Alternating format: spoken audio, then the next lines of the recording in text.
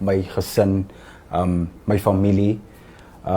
Ja, en my geloof, so vir my, ek wou net daai oomblikke capture wat vir my uitgestaan het, oor die jare, so, ja, ek dink ek wou net daai oomblikke capture en het op in sangvorm, vir haar uitsit, en sy kogge altyd so, ek het met Slaan My Binne was dit die scenario gewees, waar, ek is glo in die maand van liefde gebore, maar ek het nie een romantiese been in my liggaam nie.